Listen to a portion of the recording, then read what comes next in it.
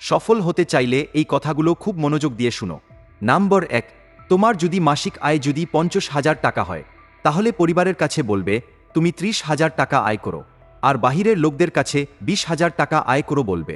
সবাইকে সব কিছু বলতে হবে এমন কোন নিয়ম নাই।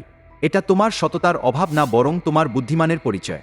নাম্বার 2, অন্যকে কখনো পরামর্শ দিবে না, কারণ যদি তারা সফল হয় তাহলে তোমার কৃতিত্ব কখনো মনে রাখবে না, কিন্তু তারা যদি ব্যর্থ হয় তাহলে নিশ্চিতভাবে তোমাকে দোষারোপ করবে।